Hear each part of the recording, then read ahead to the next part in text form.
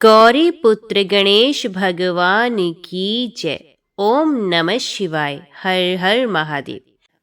ब्रह्मा जी कहते हैं, नारद, भक्त वत्सल भगवान विष्णु राजा श्रुव का हित साधन करने के लिए ब्राह्मण का रूप धारण कर दधीचि के आश्रम पर गए।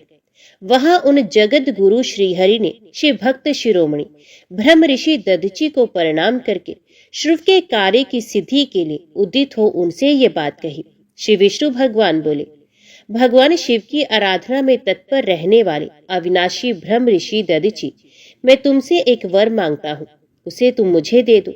श्रुव के कार्य की सिद्धि चाहने वाले देवादिदेव श्रीहरि के इस प्रकार याचना करने पर शैव शिरोमणि दधीचि ने शीघ्र ही भगवान विष्णु से इस प्रकार कहा। दधीचि बोले, ब्राह्मण, आप क्या चाहते हैं? ये मुझे ज्ञात हो गया। आप श्रुव का काम बनाने के लिए साक्षात भगवान श्री हरि ही ब्राह्मण का रूप धारण करके यहाँ आए हैं, इसमें संदेह नहीं। क्या पूरे मायावी है, किंतु देवेश जनार्दन, मुझे भगवान रुद्र की कृपा से भूत भविष्य और वर्तमान तीनों कालों का ज्ञान सदा ही बना रहता है। सुव्रत, मैं आपको जानता हूँ, आप पापहारी श्रीहरि एवं विष्णु हैं। ये ब्राह्मण का वेश छोड़िए। दुष्ट बुद्धि वाले राजा श्रुव ने आपकी आराधना की है, इसलिए आप पधारे हैं। भगवान, हरे, आपकी भक्त वत्सलता को मैं भी जानता हूँ। ये छल छोड़िए, अपने रूप को ग्रहण कीजिए और भगवान शंकर के स्मरण में मन लगाइए। मैं भगवान शंकर की आराधना में लगा रहता हूँ। ऐसी दशा में भी यदि मुझसे किसी को भय हो तो आप उसे यत्न पूर्वक सत्य की शब्द के साथ कहिए। मेरा मन शिव के स्मरण में ही लगा रहता है, मैं कभी झूठ नहीं बोलता। इस संसार में किसी देवता या दैत्य से भी मुझे भय नहीं होता। श्री विष्णु भगवान बोले, उत्तम व्रत का पालन करने वाली दधीचि, तुम्हारा भय सर्वथा नष्ट ही है, क्योंकि तुम शिव की आराधना में तत्पर रहती हो, इसलिए सर्वज्ञ हो। परंतु मेरे कहने से तुम एक बार अपने प्रतिद्वंदी राजा शुभ से जाकर कह दो कि राजेंद्र, मैं तुमसे डरता हूँ। भगवान विष्णु का ये वचन सुनकर शैव शिरोमणि महामुनि दधीचि निर्भय ही रहे और हंसकर बोले, मैं देवादिदेव पिनाक पाणी भगवान शंभु के प्रसाद से कहे कभी किसी से और किंचित मात्र भी नहीं डरता, सदा ही निर्भय रहता हूँ। इस पर श्रीहरि ने मुनि को दबाने की चेष्टा की। देवताओं ने भी उनका साथ दिया, किंतु सबके सभी अस्त्र कुंठित हो गए। तदंतर भगवान श्री विष्णु ने अगिनत गणों की सृष्टि की, परंतु महर्षि ने उनको भी भस्म कर दिया। तब भगवान ने अपनी अनंत विष्णु मूर्ति प्रकट की। यह सब देखकर च्यवन कुमार ने वहां जगदीश्वर भगवान विष्णु से कहा, महाबाहु, माया को त्याग दीजिए। विचार करने से ये प्रतिभास मात्र प्रतीत होती है। माधव, मैंने सहस्रों दुर्विजय वस्तुओं को जान लिया है। अब मुझ में अपने सहज संपूर्ण जगत को देखिए। निराश से होकर मुझ में ब्रह्मा एवं रुद्र का भी दर्शन कीजिए। मैं आपको दिव्य दृष्टि देता हूँ। ऐसा कहकर भगवान शिव के तेज से पूर्ण शरीर वाले च्यवन कुमार दधीचि मुनि ने अपनी देह में समस्त ब्रह्मांड का दर्शन कराया। तब भगवान विष्णु ने उन पर पुनः कोप करना चाहा। इतने में ही मेरे साथ राजा श्रुव वहां पहुंचे। मैंने निचेष्ट खड़े हुए भगवान पद्मनाभ को तथा देवताओं को क्रोध करने से रोका। मेरी बात सुनकर इन लोगों ने ब्राह्मण दधीचि को परास्त नहीं किया। श्रीहरि उनके पास गए और उन्होंने मुनि को प्रणाम किया। तदंतर श्रुव अत्यंत दीन हो उन मुनीश्वर दधीचि के निकट गए और उन्हें प्रणाम करके प्रार्थना करने लगे। श्रुव बोले, मुनिश्रेष्ठ शिव भक्त शिरोमणि, मुझ पर प्रसन्न होइए। परमेश्वर, आप दुर्जनों की दृष्टि से दूर रहने वाले हैं, मुझ पर कृपा कीजिए। ब्रह्मा जी कहते हैं, नारद, राजा श्रुव की ये बात सुनकर तपस्या के निधि ब्राह्मण दधीचि ने उन पर अनुग्रह किया। तत्पश्चात श्री विष्णु आदि को देखकर वे मुनि क्रोध से व्याकुल हो गए और मन ही मन शिव का स्मरण करके विष्णु तथा देवताओं को शाप देने लगे। दधीचि ने कहा, देवराज इंद्र सहित देवताओं और मुनीश्वरों, तुम लोग रुद्र की क्रोध अग्नि से श्री विष्णु तथा अपने गणों सहित पराजित और ध्वस्त हो जाओ। देवताओं को इस तरह शाप दे श्रुव की ओर देखकर देवताओं और राजाओं के पूजने द्विज श्रेष्ठ दधीचि ने कहा, राजेंद्र, ब्राह्मण ही बली और प्रभावशाली होते हैं। ऐसा स्पष्ट रूप से कहकर ब्राह्मण दधीचि अपने आश्रम में प्रविष्ट हो गए। फिर दधीचि को नमस्कार मात्र करके श्रुव अपने घर चले गए। तत्पश्चात भगवान विष्णु देवताओं के साथ जैसे आए थे उसी तरह अपने वैकुंठ लोक को लौट गए। इस प्रकार वह स्थान स्थानेश्वर नामक तीर्थ के रूप में प्रसिद्ध हो गया। स्थानेश्वर की यात्रा करके मनुष्य शिव का सायुज्य प्राप्त कर लेता है। तात, मैंने तुम्हें संक्षेप से श्रुव और दधीचि के विवाद की कथा सुनाई और भगवान शंकर को छोड़कर केवल ब्रह्मा और विष्णु को ही जो शाप प्राप्त हुआ उसका भी वर्णन किया। जो श्रुव और दधीचि के विवाद संबंधी इस प्रसंग का नित्य पाठ करता है वह अपमृत्यु को जीतकर देह त्याग के पश्चात ब्रह्मलोक में जाता है। जो इसका पाठ करके रणभूमि में प्रवेश करता है उसे कभी मृत्यु का भय नहीं होता तथा वे निश्चय ही विजयी होता है। नारद जी ने कहा, हे विधाता महाप्राज्ञ, अब शिव तत्व का साक्षात्कार कराने वाले हैं। आपने ये बहुत बड़ी अद्भुत एवं रमणीय शिवलीला सुनाई है। तात, वीरभद्र जब दक्ष के यज्ञ का विनाश करके कैलाश पर्वत पर चले गए तब क्या हुआ, ये हमें बताइए। ब्रह्मा जी बोले, नारद, रुद्रदेव के सैनिकों ने जिनके अंग भंग कर दिए थे वे समस्त पराजित देवता और मुनि उस समय मेरे लोक में आए। वहां मुझ स्वयंभू को नमस्कार करके सबने बारंबार मेरा स्तवन किया।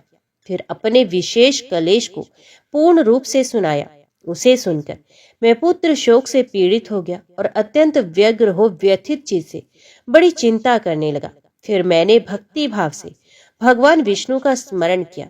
इससे मुझे समयोचित ज्ञान प्राप्त हुआ। तदनंतर देवताओं और मुनियों के साथ मैं विष्णु लोक में गया और वहां भगवान विष्णु को नमस्कार एवं नाना प्रकार के स्तोत्रों द्वारा उनकी स्तुति करके उनसे अपना दुख निवेदन किया। मैंने कहा, देव, जिस तरह भी यज्ञ पूर्ण हो, यजमान जीवित हो और समस्त देवता तथा मुनि सुखी हो जाए वैसा उपाय कीजिए। देवदेव रमानाथ, देव सुखदायक विष्णु, हम देवता और मुनि निश्चय ही आपकी शरण में आए हैं। मुझे ब्रह्मा की ये बात सुनकर भगवान लक्ष्मीपति विष्णु, जिनका मन सदा शिव में लगा रहता है और जिनके हृदय में कभी दीनता नहीं आती, शिव का स्मरण करके इस प्रकार बोले। श्री विष्णु ने कहा, देवताओं, परम समर्थ तेजस्वी पुरुष से कोई अपराध बन जाए तो भी उसके बदले में अपराध करने वाले मनुष्यों के लिए वह अपराध मंगलकारी नहीं हो सकता। विधाता, समस्त देवता परमेश्वर शिव के अपराधी हैं, क्योंकि इन्होंने भगवान शंभु को यज्ञ का भाग नहीं दिया। अब तुम सब लोग शुद्ध हृदय से शीघ्र ही प्रसन्न होने वाले उन भगवान शिव के पैर पकड़कर उन्हें प्रसन्न करो, उनसे क्षमा मांगो। जिन भगवान के कुपित होने पर ये सारा जगत नष्ट हो जाता है तथा जिनके शासन से लोकपालों सहित यज्ञ का जीवन शीघ्र ही समाप्त हो जाता है, वे भगवान महादेव इस समय अपनी प्राण वल्लभा सती से बिछुड़ गए हैं तथा अत्यंत दुरात्मा दक्ष ने अपने दुर्वचन रूपी बाणों से उनके हृदय को पहले से ही घायल कर दिया है। अतः तुम लोग शीघ्र ही जाकर उनसे अपने अपराधों के लिए क्षमा मांगो। विधि, उन्हें शांत करने का केवल यही सबसे बड़ा उपाय है। मैं समझता हूँ ऐसा करने से भगवान शंकर को संतोष होगा। ये मैंने सच्ची बात कही है। ब्राह्मण, मैं भी तुम सब लोगों के साथ शिव के निवास स्थान पर चलूंगा और उनसे क्षमा याचना करूंगा। देवता आदि सहित मुझ ब्रह्मा को इस प्रकार आदेश देकर श्री हरि ने देवगणों के साथ कैलाश पर्वत पर जाने का विचार किया। तदंतर देवता मुनि और प्रजापति आदि जिनके स्वरूप ही हैं, वे श्री हरि उन सबको साथ ले अपने वैकुंठ धाम में भगवान शिव के शुभ निवास गिरिश श्रेष्ठ कैलाश को चले गए। कैलाश भगवान शिव को सदा ही अत्यंत प्रिय है। मनुष्यों से भिन्न किन्नर, अप्सराएं और योग सिद्ध महात्मा पुरुष उसका भलीभांति सेवन करते हैं तथा वह पर्वत बहुत ही ऊंचा है। उसके निकट रुद्रदेव के मित्र कुबेर की अलका नामक महादिव्य एवं रमणीय पुरी है, जिसे सब देवताओं ने देखा। उस पुरी के पास ही सुगंधित वन भी देवताओं की दृष्टि में आया, जो सब प्रकार के वृक्षों से हरा भरा एवं दिव्य था। उसके भीतर सर्वत्र सुगंध फैलाने वाले सुगंधिक नामक कमल खिले थे। उसके बाहरी भाग में नंदा और अलकनंदा ये दो अत्यंत पावन दिव्य सरिताएं बहती हैं, जो दर्शन मात्र से प्राणियों के पाप हर लेती हैं। यक्षराज कुबेर की अलकापुरी और सौगंधिक वन को पीछे छोड़कर आगे बढ़ते हुए देवताओं ने थोड़ी ही दूर पर शंकर जी के वट वृक्ष को देखा। उसने चारों ओर अपनी अविचल छाया फैला रखी थी। यह वृक्ष 100 योजन ऊंचा था और उसकी शाखाएं 75 योजन तक फैली थी। उस पर कोई घोंसला नहीं था और ग्रीष्म का ताप तो उसमें सदा दूर रहता था। बड़े पुण्यात्मा पुरुषों को ही उसका दर्शन हो सकता है। वे परम रमणीय और अत्यंत पावन है। यह दिव्य वृक्ष भगवान शंभु का योग स्थल है, योगियों के द्वारा सेव्य और परम उत्तम है। मुमुक्षुओं के आश्रयभूत उस महायोग में वट वृक्ष के नीचे विष्णु आदि सब देवताओं ने भगवान शंकर को विराजमान देखा। मेरे पुत्र महासिद्ध सनकादि, जो सदा शिव भक्ति में तत्पर रहने वाले और शांत हैं, बड़ी प्रसन्नता के साथ उनकी सेवा में बैठे थे। भगवान शिव का श्री विग्रह परम शांत दिखाई देता था। उनके सखा कुबेर, जो गृहकों और राक्षसों के स्वामी हैं, अपने सेवक गणों तथा कुटुंबी जनों के साथ सदा विशेष रूप से उनकी सेवा किया करते हैं। वे परमेश्वर शिव उस समय तपस्वी जनों को परम प्रिय लगने वाला सुंदर रूप धारण किए बैठे थे। भस्मादि से उनके अंगों की बड़ी शोभा हो रही थी। भगवान शिव अपने वत्सल स्वभाव के कारण सारे संसार के सुहृद हैं। नारद, उस दिन वे एक कुशासन पर बैठे थे और सब संतों के सुनते हुए तुम्हारे प्रश्न करने पर तुम्हें उत्तम ज्ञान का उपदेश दे रहे थे। वे बायां चरण अपनी दाईं जांघ पर और बायां हाथ अपने बाएं घुटने पर रखे, कलाई में रुद्राक्ष की माला डाले, सुंदर तर्क मुद्रा से विराजमान थी। इस रूप में भगवान शिव का दर्शन करके उस समय विष्णु आदि सब देवताओं ने दोनों हाथ जोड़ मस्तक झुकाकर तुरंत उनके चरणों में प्रणाम किया। मेरे साथ भगवान विष्णु को आया देख सत्पुरुषों के आश्रयदाता भगवान रुद्र उठकर खड़े हो गए और उन्होंने सर झुकाकर उन्हें प्रणाम भी किया। फिर विष्णु आदि सब देवताओं ने जब भगवान शिव को प्रणाम कर लिया तब उन्होंने मुझे नमस्कार किया। ठीक उसी तरह जैसे लोगों को उत्तम गति प्रदान करने वाले भगवान विष्णु प्रजापति कश्यप को प्रणाम करते हैं। तत्पश्चात देवताओं, सिद्धों, गणाधीशों और महर्षियों से नमस्कृत तथा स्वयं भी श्री विष्णु एवं मुझको नमस्कार करने वाले भगवान शिवजी से श्री हरि ने आदर पूर्वक वार्तालाप आरंभ किया। देवताओं ने भगवान शिवजी की अत्यंत विनय के साथ स्तुति करते हुए अंत में कहा, आप पर परमेश्वर, परात्पर तथा परात्पर तर है। आप सर्वव्यापी विश्व मूर्ति महेश्वर को नमस्कार है। आप विष्णु क्षेत्र, भानु, भैरव, शरणागत वत्सल, त्र्यंबकम तथा विहरणशील हैं। आप मृत्युंजय हैं। शोक भी आपका ही रूप है। आप त्रिगुण एवं गुणात्मा है। चंद्रमा, सूर्य और अग्नि आपके नेत्र हैं। आप सबके कारण तथा धर्म मर्यादा स्वरूप हैं। आपको नमस्कार है। आपने अपने ही तेज से संपूर्ण जगत को व्याप्त कर रखा है। आप निर्विकार प्रकाशपूर्ण चिदानंद स्वरूप परब्रह्म परमात्मा है। महेश्वर, ब्रह्मा, विष्णु, इंद्र और चंद्र आदि समस्त देवता तथा मुनि आपसे ही उत्पन्न हुए हैं। चूंकि आप अपने शरीर को 8 भागों में विभक्त करके समस्त संसार का पोषण करते हैं, इसलिए अष्टमूर्ति कहलाती हैं। आप ही सबके आदि कारण करुणामय ईश्वर हैं। आपके भय से ये वायु चलती है। आपके भय से अग्नि जलाने का काम करती है। आपके भय से सूर्य तपता है और आपके ही भय से मृत्यु सब और दौड़ती फिरती है। दया सिंधु महेशान परमेश्वर प्रसन्न होइए। हम नष्ट और अचेत हो रहे हैं, अत सदा ही हमारी रक्षा कीजिए, रक्षा कीजिए, रक्षा कीजिए। नाथ करुणानिधे शंभो, आपने अब तक नाना प्रकार की आपत्तियों से जिस तरह हमें सदा सुरक्षित रखा है, उसी तरह आज भी आप हमारी रक्षा कीजिए। नाथ दुर्गेश, आप शीघ्र कृपा करके इस अपूर्ण यज्ञ का और प्रजापति दक्ष का भी उद्धार कीजिए। भक्त को अपनी आंखें मिल जाए, यजमान दक्ष जीवित हो जाए, पूषा के दांत जम जाए और भृगु की दाढ़ी मूछ पहले जैसी हो जाए। शंकर आयुधों और पत्थरों की वर्षा से जिनके अंग भंग हो गए हैं, उन देवता आदि पर आप सर्वथा अनुग्रह करें, जिससे उन्हें पूर्ण आरोग्य लाभ हो। नाथ, यज्ञ कर्म पूर्ण होने पर जो कुछ शेष रहे, ये सब आपका पूरा पूरा भाग हो, उसमें और कोई हस्तक्षेप ना कर पाए। रुद्रदेव, आपके भाग से ही यज्ञ पूर्ण हो, अन्यथा नहीं। ऐसा कहकर मुझ ब्रह्मा के साथ सभी देवता अपराध क्षमा कराने के लिए उदित हो हाथ जोड़ भूमि पर दंड के समान पड़ गए। ब्रह्मा जी कहते हैं, नारद, मुझ ब्रह्मा, लोकपाल, प्रजापति तथा मुनियों सहित श्रीपति विष्णु के अनुनय विनय करने पर परमेश्वर शिव प्रसन्न हो गए। देवताओं को आश्वासन दे हंसकर उन पर परम अनुग्रह करते हुए करुणा निधान परमेश्वर शिव ने कहा, महादेव ने कहा, सुरश्रेष्ठ ब्रह्मा और विष्णुदेव, आप दोनों सावधान होकर मेरी बात सुने।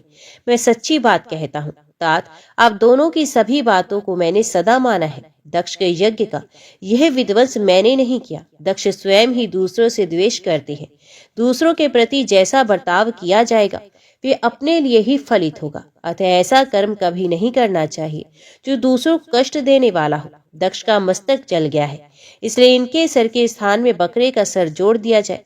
भग देवता मित्र की आंख से अपने यज्ञ भाग को देखे। तात पूषा नामक देवता जिनके दांत टूट गए हैं, यजमान के दांतों से भली भांति पीसे गए यज्ञान का भक्षण करे। ये मैंने सच्ची बात बताई है।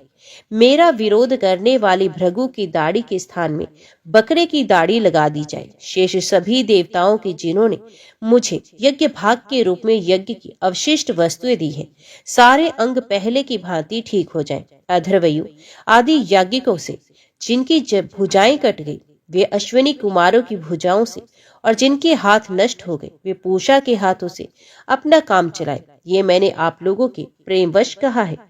नारद, ऐसा कहकर वेद का अनुसरण करने वाले सुर सम्राट चराचर पति दयालु परमेश्वर महादेव जी चुप हो गए। भगवान शंकर का ये भाषण सुनकर श्री विष्णु और ब्रह्मा सहित संपूर्ण देवता संतुष्ट हो उन्हें तत्काल साधुवाद देने लगे। तदंतर भगवान शंभु को आमंत्रित करके मुझ ब्रह्मा और देवऋषियों के साथ श्री विष्णु अत्यंत हर्षपूर्वक पुनः दक्ष की यज्ञशाला की ओर चले। इस प्रकार उनकी प्रार्थना से भगवान शंभु विष्णु आदि देवताओं के साथ कनखल में स्थित प्रजापति दक्ष की यज्ञशाला में पधारे। उस समय रुद्रदेव ने वहां यज्ञ का और विशेषत देवताओं तथा ऋषियों का जो वीरभद्र के द्वारा विध्वंस किया गया था उसे देखा। स्वाहा स्वधा पूषा तुष्टि धृति सरस्वती अन्य समस्त ऋषि पितृ अग्नि तथा अन्यान्य बहुत से यक्ष गंधर्व और राक्षस वहां पड़े थे। उनमें से कुछ लोगों के अंग तोड़ डाले गए, कुछ लोगों के बाल नोच लिए गए तथा कितने ही उस सम्रांगण में अपने प्राणों से हाथ धो बैठे थे। उस यज्ञ की वैसी दुर्वस्था देखकर भगवान शंकर ने अपने गणनायक महाप्रकरणी वीरभद्र को बुलाकर हंसते हुए कहा, महाबाहु वीरभद्र, ये तुमने कैसा काम किया। तात, तुमने थोड़ी ही देर में देवता तथा ऋषि आदि को बड़ा भारी दंड दे दिया। वत्स, जिसने ऐसा द्रोहपूर्ण कार्य किया, इस विलक्षण यज्ञ का आयोजन किया और जिसे ऐसा फल मिला, उस दक्ष को तुम शीघ्र यहाँ ले आओ। भगवान शंकर के ऐसा कहने पर वीरभद्र ने बड़ी उतावली के साथ दक्ष का धड़ लाकर उनके सामने डाल दिया। दक्ष के उस शव को सर से रहत देख लोक कल्याणकारी भगवान शंकर ने आगे खड़े हुए वीरभद्र से हंसकर पूछा, दक्ष का सर कहाँ है। तब प्रभावशाली वीरभद्र ने कहा, प्रभु शंकर, मैंने तो उसी समय दक्ष के सर को आग में होम कर दिया था। वीरभद्र की ये बात सुनकर भगवान शंकर ने देवताओं को प्रसन्नता पूर्वक वैसे ही आज्ञा दी जो पहले दे रखी थी। भगवान भव ने उस समय जो कुछ कहा उसकी मेरे द्वारा पूर्ति कराकर श्रीहरि आदि सब देवताओं ने भृगु आदि सबको शीघ्र ही ठीक कर दिया। तदंतर शंभु के आदेश से प्रजापति के धड़ के साथ यज्ञ पशु बकरे का सर जोड़ दिया गया।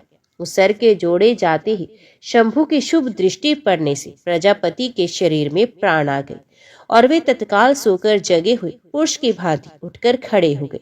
उठते ही उन्होंने अपने सामने करुणानिधि भगवान शंकर को देखा। देखते ही दक्ष के हृदय में प्रेम उमड़ आया। उस प्रेम ने उनके अंतकरण को निर्मल एवं प्रसन्न कर दिया। पहले महादेव जिसे द्वेष करने के कारण उनका अंतकरण मलिन हो गया था, परंतु उस समय शिव के दर्शन से वे तत्काल शरद ऋतु के चंद्रमा की भांति निर्मल हो गए।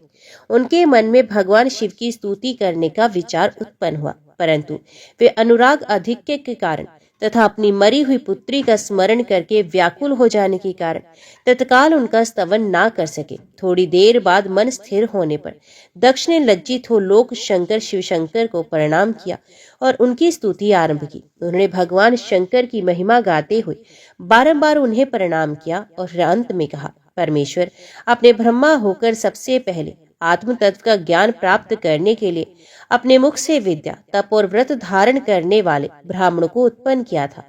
जैसे ग्वाला लाठी लेकर गौ की रक्षा करता है, उसी प्रकार मर्यादा का पालन करने वाले अब परमेश्वर दंड धारण किए उन साधु ब्राह्मणों की सभी विपत्तियों से रक्षा करते हैं।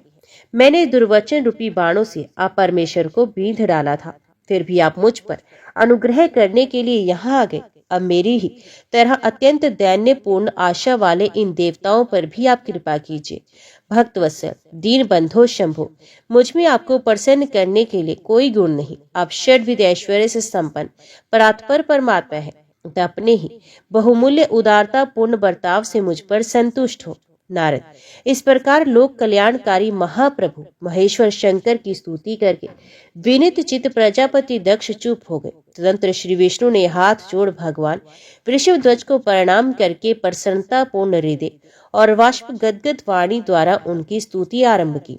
तदंतर मैंने कहा, देव देव महादेव, करुणा सागर प्रभु, अब स्वतंत्र परमात्मा है, अद्वितीय एवं अविनाशी परमेश्वर है। देव, आपने मेरे पुत्र पर अनुग्रह किया, अपने अपमान की ओर कुछ भी ध्यान ना देकर दक्ष के यज्ञ का उद्धार कीजिए। देवेश्वर, आप प्रसन्न होइए और समस्त शापों को दूर कर दीजिए। आप सज्ञान है, अतः आप ही मुझे कर्तव्य की ओर प्रेरित करने वाले हैं और आप ही अकर्तव्य से रोकने वाले। महामुने, इस प्रकार परम महेश्वर की स्तुति करके मैं दोनों हाथ जोड़कर मस्तक झुकाकर खड़ा हो गया। तब सुंदर विचार रखने वाले इंद्र आदि देवता और लोकपाल शंकर देव की स्तुति करने लगे। उस समय भगवान शिव का मुखार विंद प्रसन्नता से खिल गया था। इसके बाद प्रसन्नचित हुए समस्त देवताओं, दूसरे दूसरे सिद्धों, ऋषियों और प्रजापतियों ने भी शंकर जी का सहर्ष स्तवन किया।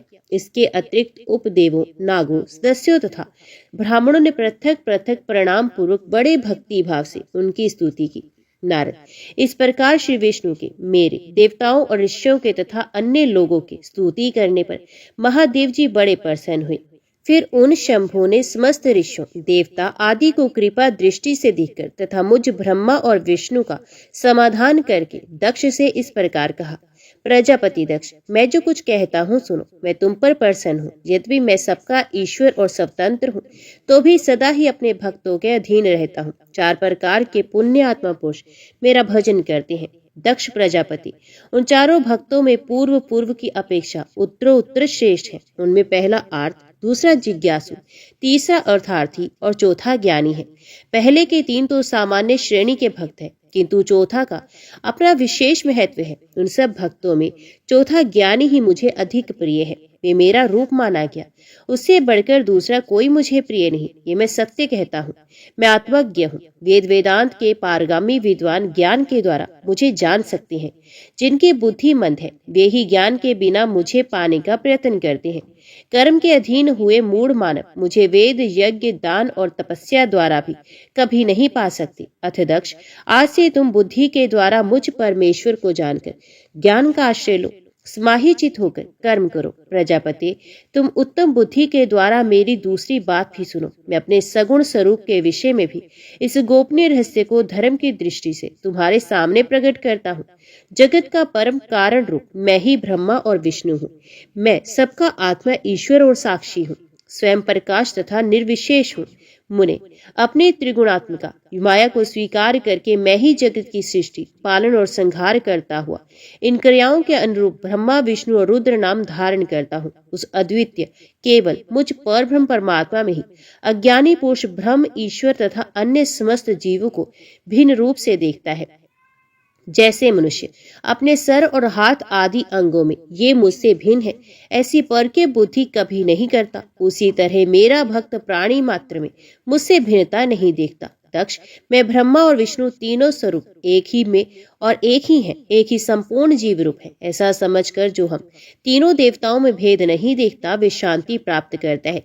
जो नराधम हम तीनों देवताओं में भेद बुद्धि रखता है, वे निश्चय ही जब तक चंद्रमा और तारे रहते हैं तब तक नरक में निवास करता है। दक्ष, यदि कोई विष्णु भक्त होकर मेरी निंदा करेगा और मेरा भक्त होकर विष्णु की निंदा करेगा, तो तुम्हें दिए हुए पूर्वोक्त सारे शाप उन्हीं दोनों को प्राप्त होंगे और निश्चय ही उन्हें तत्व ज्ञान की प्राप्ति नहीं हो सकती। मुनि, भगवान महेश्वर के सुखदायक वचन को सुनकर सब देवता, मुनि आदि को उस अवसर पर बड़ा हर्ष हुआ। कुटुंब सहित दक्ष बड़ी प्रसन्नता के सह शिव भक्ति में तत्पर हो गया। वे देवता आदि भी शिव को ही सर्वेश्वर जानकर भगवान शिव के भजन में लग गए। जिसने जिस प्रकार परमात्मा शंभु की स्तुति की थी, उसे उसी प्रकार संतुष्टि से शंभु ने वर दिया। मुने तदंतर भगवान शिव की आज्ञा पाकर प्रसन्नचित हुए शिव भक्त दक्ष ने शिव के ही अनुग्रह से अपना यज्ञ पूरा किया। उन्होंने देवताओं को तो यज्ञ भाग दिए ही, शिव को भी पूर्ण भाग दिया, साथ ही ब्राह्मणों को दान दिया।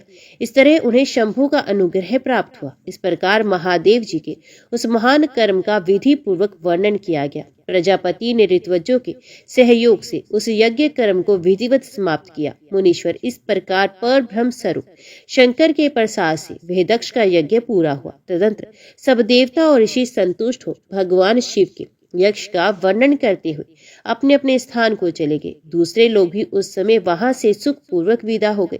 मैं और श्री विष्णु भी अत्यंत प्रसन्न हो भगवान शिव के सर्व मंगलदायक सुयश का निरंतर गान करते हुए अपने अपने स्थान को सानंद चले आए। सत्पुरुषों की आश्रयभूत महादेव जी भी दक्ष से सम्मानित हो प्रीति और प्रसन्नता के साथ गणों सहित अपने निवास स्थान कैलाश पर्वत को चले गए। अपने पर्वत पर आके शंभु ने अपनी प्रिया सती का स्मरण किया और प्रधान गणों से उनकी कथा कही। इस प्रकार दक्ष कन्या सती यज्ञ में अपने शरीर को त्याग कर फिर हिमालय की पत्नी मेना के गर्भ से उत्पन्न हुई। ये बात प्रसिद्ध है। फिर वहां तपस्या करके गौरी शिवा ने भगवान शिव को पति रूप में वरण किया।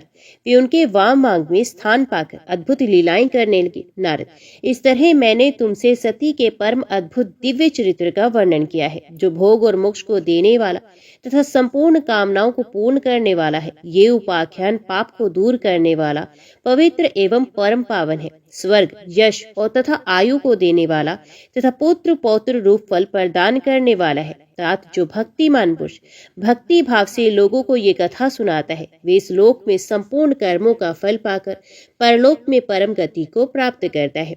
नारद जी ने पूछा, ब्राह्मण, पिता के यज्ञ में अपने शरीर का परित्याग करके दक्ष कन्या जगदम्बा सती देवी किस प्रकार गिरिराज हिमालय की पुत्री हुई? किस तरह अत्यंत उग्र तपस्या करके उन्होंने पुण्य शिव को ही पति रूप में प्राप्त किया? ये मेरा प्रश्न है। आप इस पर भली भांति और विशेष रूप से प्रकाश डालिए। ब्रह्मा जी ने कहा, मुने नारद, तुम पहले पार्वती की माता के जन्म, विवाह और अन्य भक्ति वर्धक पावन चरित्र सुनो। मुनिश्रेष्ठ, उत्तर दिशा में पर्वतों का राजा हिमवान नामक महान पर्वत है, जो महा तेजस्वी और समृद्धिशाली है। उसके दो रूप प्रसिद्ध है, एक स्थावर और दूसरा जंगम। मैं संक्षेप से उसके सूक्ष्म स्थावर स्वरूप का वर्णन करता हूँ। वे रमणीय पर्वत नाना प्रकार के रत्नों का खान है और पूर्व तथा पश्चिम समुद्र के भीतर प्रवेश करके इस तरह खड़ा है मानो भूमंडल को नापने के लिए कोई मानदंड हो। वे नाना प्रकार के वृक्षों से व्याप्त है और अनेक शिखरों के कारण विचित्र शोभा से संपन्न दिखाई देता है। सिंह, व्याघ्र आदि पशु सदा सुख पूर्वक उसका सेवन करते हैं।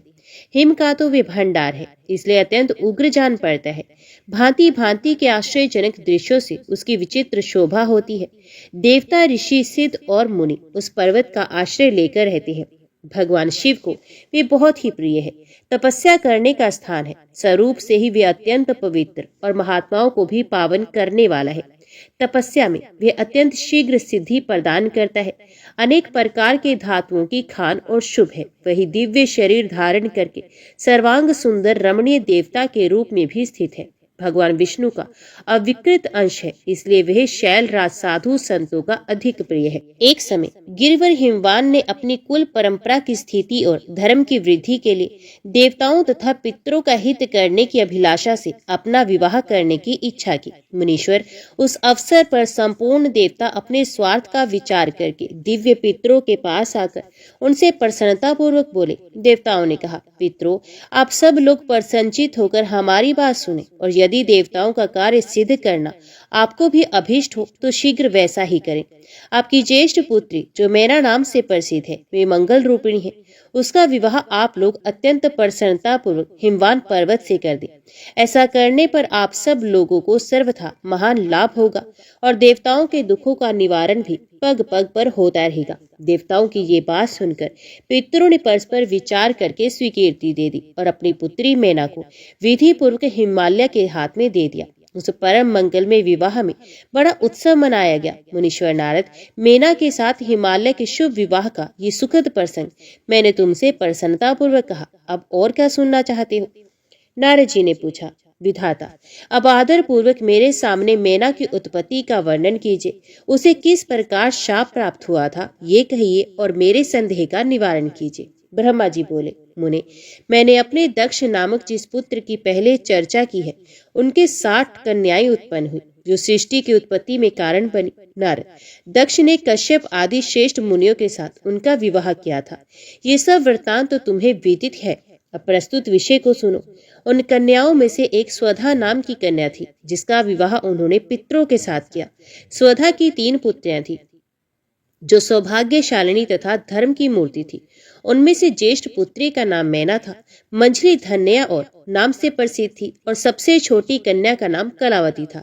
ये सारी कन्याएं पितरों की मानसी पुत्रियां थी, उनके मन से प्रकट हुई थी।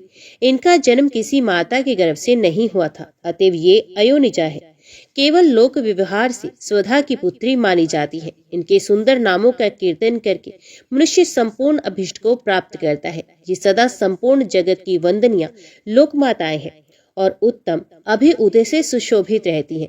सबकी सब परम योगिनी, ज्ञान निधि तथा तीनों लोकों में सर्वत्र जा सकने वाली है। मुनीश्वर, एक समय वे तीनों बहनें भगवान विष्णु के निवास स्थान श्वेत द्वीप में उनका दर्शन करने के लिए गई। भगवान विष्णु को प्रणाम और भक्ति पूर्वक उनकी स्तुति करके वे उन्हीं की आज्ञा से वहां ठहर गए। उस समय वहां संतों का बड़ा भारी समाज एकत्रित हुआ था। उन्हें उसी अवसर पर मेरे पुत्र सनकादि सिद्धगण भी वहां गए और श्री हरि की स्तुति वंदना करके उन्हीं की आज्ञा से वहां ठहर गए। सनकादि मुनि देवताओं के आदि पुरुष और संपूर्ण लोकों में वंदित हैं। वे जब वहां आकर खड़े हुए, उस समय श्वेत द्वीप के सब लोग उन्हें देख प्रणाम करते हुए उठकर खड़े हुए, परंतु ये तीनों बहनें उन्हें देखकर भी वहां नहीं उठी। इसे सनंत कुमार ने उन्हें स्वर्ग से दूर होकर नर स्त्री बनने का शाप दे दिया था। फिर उनके प्रार्थना करने पर वे प्रसन्न हो गई और बोले। सनंत कुमार ने कहा, पितरों की तीनों कन्याओं, तुम पर संचित होकर मेरी बात सुनो। ये तुम्हारे शोक का नाश करने वाली और सदा ही तुम्हें सुख देने वाली है। तुम्हें जो ज्येष्ठ है वे भगवान विष्णु की अंशभूत हिमालय गिरी की पत्नी हो। उसे जो कन्या होगी वे पार्वती के नाम से विख्यात होगी। पितरों की दूसरी प्रिय कन्या योगिनी धन्या राजा जनक की पत्नी होगी। उसकी कन्या के रूप में महालक्ष्मी अवतीर्ण होंगी, जिनका नाम सीता होगा। इसी प्रकार पितरों की छोटी पुत्री कलावती द्वापर के अंतिम भाग में वृषभानी वैश्य की पत्नी होगी और उसकी प्रिय पुत्री राधा के नाम से विख्यात होगी। योगिनी मेनका मैना पार्वती जी के वरदान से अपने पति के साथ उसी शरीर से कैलाश नामक परम पद को प्राप्त हो जाएंगी। धन्या तथा उनके पति जनक कुल में उत्पन्न हुए जीवन मुक्त महायोगी राजा सिरध्वज लक्ष्मी स्वरूपा सीता के प्रभाव से वैकुंठ धाम में जाएंगे। वृषभानु के साथ वैवाहिक मंगल कृत्य संपन्न होने के कारण जीवन मुक्त योगिनी कलावती भी अपनी कन्या राधा के साथ गोलोक धाम में जाएंगी। इसमें संशय नहीं। विपत्ति में पड़े बिना कहाँ किनकी महिमा प्रकट होती है। उत्तम कर्म करने वाले पुण्यात्मा पुरुषों का संकट जब टल जाता है तब उन्हें दुर्लभ सुख की प्राप्ति होती है। अब तुम लोग प्रसन्नता पूर्वक मेरी दूसरी बात भी सुनो, जो सदा सुख देने वाली है। मेना की पुत्री जगदम्बा पार्वती देवी अत्यंत दुस्सह तप करके भगवान शिव की प्रिय पत्नी बनेगी।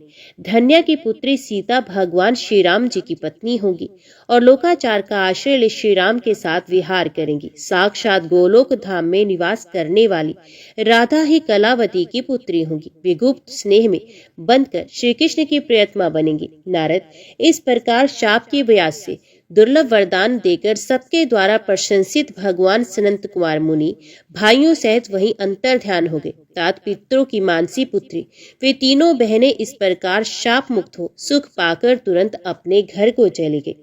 नारद जी बोले, महामते, आपने मेना के पूर्व जन्म की ये शुभ एवं अद्भुत कथा कही। उनके विवाह का प्रसंग भी मैंने सुन लिया। अब आगे के उत्तम चरित्र का वर्णन कीजिए। ब्रह्मा जी ने कहा, नारद, जब मेना के साथ विवाह करके हिमवान अपने घर को गए तब तीनों लोकों में बड़ा भारी उत्सव मनाया गया। हिमालय भी अत्यंत प्रसन्न हो मेना के साथ अपने सुखदायक सदन में निवास करने लगे। मुने उस समय श्री विष्णु आदि समस्त देवता और महात्मा मुनि गिरिराज के पास पास गए। उन सब देवताओं को आया देख महान हिमगिरि ने प्रशंसा पूर्वक उन्हें प्रणाम किया और अपने भाग्य की सराहना करते हुए भक्ति भाव से उन सब का आदर सत्कार किया। हाथ जोड़ मस्तक झुकाकर वे बड़े प्रेम से स्तुति करने को उद्यत हुए। शैलराज के शरीर में महान रोमांच हो आया, उनके नेत्रों से प्रेम के आंसू बहने लगे। मुने हिम शैल ने प्रसन्न मन से अत्यंत प्रेम पूर्वक प्रणाम किया और विनीत भाव से खड़े हो श्री विष्णु आदि देवताओं से कहा। हिमाचल बोले, आज मेरा जन्म सफल हो गया, मेरी बड़ी भारी तपस्या सफल हुई, आज मेरा ज्ञान सफल हुआ और आज मेरी सारी क्रियाएं सफल हो गई। आज मैं धन्य हुआ, मेरी सारी भूमि धन्य हुई, मेरा कुल धन्य हुआ, मेरी स्त्री तथा मेरा सब कुछ धन्य हो गया। इसमें संशय नहीं, क्योंकि आप सब महान देवता एक साथ मिलकर एक ही समय यहाँ पधारे हैं। मुझे अपना सेवक समझकर प्रसन्नता पूर्वक उचित कार्य के लिए आज्ञा दे। हिमगिरि का ये वचन सुनकर वे सब देवता बड़े प्रसन्न हुए और अपने कार्य की सिद्धि मनाते हुए बोले। देवताओं ने कहा, महाप्राज्ञ हिमाचल, हमारा हितकारक वचन सुनो। हम सब लोग जिस काम के लिए यहाँ आए हैं उसे प्रसन्नता पूर्वक बता रहे हैं। गिरिराज, पहले जो जगदम्बा उमा दक्ष कन्या सती के रूप में प्रकट हुई थी और रुद्र पत्नी होकर सुदीर्घ काल तक इस भूतल पर क्रीड़ा करती रही, वही अंबिका सती अपने पिता से अनादर पाकर अपनी प्रतिज्ञा का स्मरण करके यज्ञ में शरीर त्याग अपने परम धाम को पधार गई। हिमगिरे, वह कथा लोक में विख्यात है और तुम्हें भी विदित है। यदि वे सती पुनः तुम्हारे घर में प्रकट हो जाए तो देवताओं का महान लाभ हो सकता है।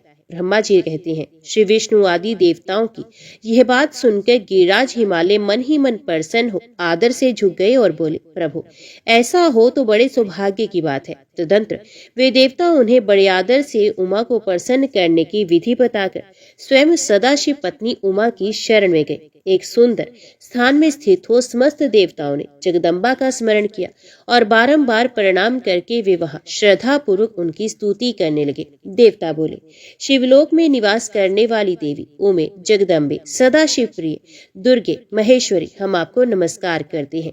आप पावन शांत स्वरूप शिव शक्ति है, परम पावन पुष्टि है, अव्यक्त प्रकृति और महतत्व है। ये आपके ही रूप है। हम भक्ति पूर्वक आपको नमस्कार करते हैं। आप कल्याणमयी शिवा है, आपके हाथ भी कल्याणकारी है। आप शुद्ध, स्थूल, सूक्ष्म और सबका परम आश्रय है। अंतर विद्या और सुविद्या से अत्यंत प्रसन्न रहने वाली आप देवी को हम प्रणाम करते हैं। आप श्रद्धा है, आप धृति है, आप श्री हैं, आप ही सब में व्याप्त रहने वाली देवी है। आप ही सूर्य की किरणें हैं और आप ही अपने प्रपंच को प्रकाशित करने वाली है। ब्रह्मांड रूप शरीर में और जगत के जीवों में रहकर जो ब्रह्मा से लेकर तृण पर्यंत संपूर्ण जगत की पुष्टि करती है, उन आदि देवी को हम नमस्कार करते हैं। आप ही वेद माता गायत्री हैं, आप ही सावित्री और सरस्वती हैं, आप ही संपूर्ण जगत के लिए वार्ता नामक वृत्ति है और आप ही धर्म स्वरूपा वेदत्रिय हैं। आप ही संपूर्ण भूतों में निद्रा बनकर रहती हैं, उनकी शुद्धा और तृप्ति भी आप ही है। आप ही तृष्णा, कांति, शभी, तुष्टि और सदा संपूर्ण आनंद को देने वाली है। आप ही पुण्यकर्ताओं के यहाँ लक्ष्मी बनकर रहती हैं और आप ही पापियों के घर सदा ज्येष्ठा, लक्ष्मी की बड़ी बहन दरिद्रता के रूप में वास करती हैं। आप ही संपूर्ण जगत की शांति है। आप ही धारण करने वाली धात्री एवं प्राणों का पोषण करने वाली शक्ति है। आप ही पांचों भूतों के सार तत्व को प्रकट करने वाली तत्व स्वरूप है। आप ही नित्यों की नीति तथा व्यवसाय रूपणी है। आप ही सामदेव की गति है। आप ही ग्रंथि हैं। आप ही यजुर मंत्र की आहुति है। ऋग्वेद की मात्रा और अथर्ववेद की परम गति भी आप है। जो प्राणियों के नाक, कान, नेत्र, मुख, भुजा, वक्षस्थल और हृदय में धृति रूप से स्थित हो सदा ही उनके लिए सुख का विस्तार करती है। जो निद्रा के रूप में संसार के लोगों को अत्यंत सुभग प्रतीत होती है, वे देवी उमा जगत की स्थिति एवं पालन के लिए हम सब पर प्रसन्न हो। इस प्रकार जगत जननी सती साध्वी महेश्वरी उमा की स्तुति करके अपने हृदय में विशुद्ध प्रेम लिए वे सब देवता उनके दर्शन की इच्छा से वहां खड़े हो गए। नारद, देवताओं की इस प्रकार स्तुति करने पर दुर्गम पीड़ा का नाश करने वाली जगत जननी देवी दुर्गा उनके सामने प्रकट हुई। वे परम अद्भुत दिव्य रत्न में रथ पर बैठी हुई थी। उस श्रेष्ठ रथ में घुंघरू लगे थे और मुलायम बिस्तर बिछे थे। उनके श्री विग्रह का एक एक अंग करोड़ों सूर्य से भी अधिक प्रकाशमान और रमणीय था। ऐसे अवयवों से अत्यंत उद्भासित हो रही थी। सब ओर फैली हुई अपनी तेजो राशि के मध्य भाग में वे विराजमान थी। उनका रूप बहुत ही सुंदर था और उनकी छवि की कहीं तुलना नहीं थी। सदा शिव के साथ विलास करने वाली उन महामाया की किसी के साथ समानता नहीं थी। शिवलोक में निवास करने वाली वे देवी त्रिविध चिन्मय गुणों से युक्त थी। प्राकृतिक गुणों का भाव होने से उन्हें निर्गुणा कहा जाता है। वे नित्य रूपा है।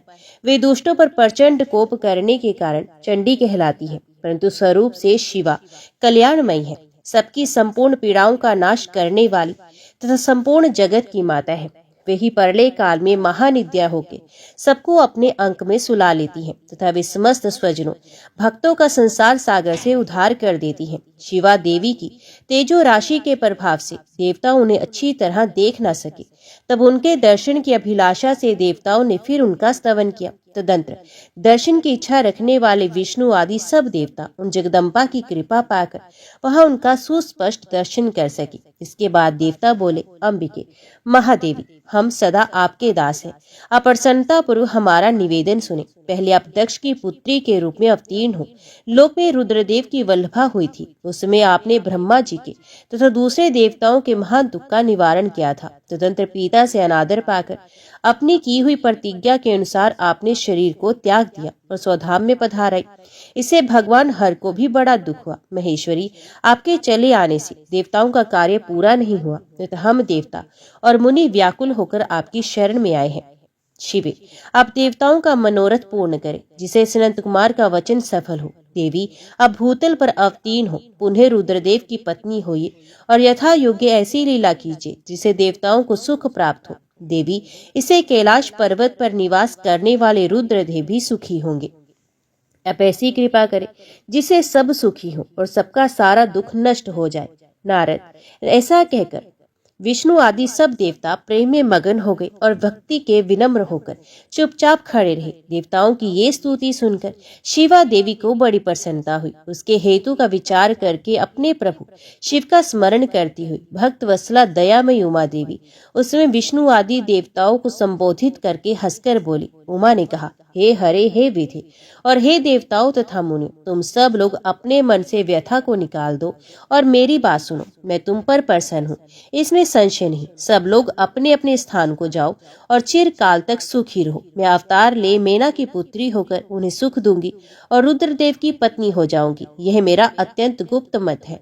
भगवान शिव की लीला अद्भुत है, वे ज्ञानियों को भी मोह में डालती है। देवताओं, उस यज्ञ में जाकर पिता के द्वारा अपने स्वामी का अनादर देख जब से मैंने दक्ष जनित शरीर को त्यागा है, तभी से वे मेरे स्वामी काल अग्नि रुद्रदेव तत्काल दिगंबर हो गए। वे मेरी ही चिंता में डूबे हैं। उनके मन में ये विचार उठा करता है कि धर्म को जानने वाली सती मेरा रोष देखकर पिता के यज्ञ में गई और वहां मेरा अनादर देख मुझ में प्रेम होने के कारण उसने अपना शरीर त्याग दिया। यही सोचकर वे घर बार छोड़कर अलौकिक वेश धारण करके योगी हो गए। मेरी स्वरूप भूता सती के वियोग को वे महेश्वर सहन न कर सके। देवताओं, भगवान रुद्र की भी ये अत्यंत इच्छा है कि भूतल पर मेना और हिमाचल के घर में मेरा अवतार हो, क्योंकि वे पुनः मेरा पानी ग्रहण करने की अधिक अभिलाषा रखती हैं। अतः मैं रुद्रदेव के संतोष के लिए अवतार लूंगी और लौकिक गति का आश्रय लेकर हिमालय पत्नी मेना की पुत्री होंगी। नारद, ऐसा कहकर जगदम्बा शिवा उस समय समस्त देवताओं के देखते देखते अदृश्य हो गई और तुरंत अपने लोक में चले गई। तदंतर हर्ष से भरे हुए विष्णु आदि समस्त देवता और मुनि उस दिशा को प्रणाम करके अपने अपने धाम में चले गए। ओम नमः शिवाय। हर हर महादेव।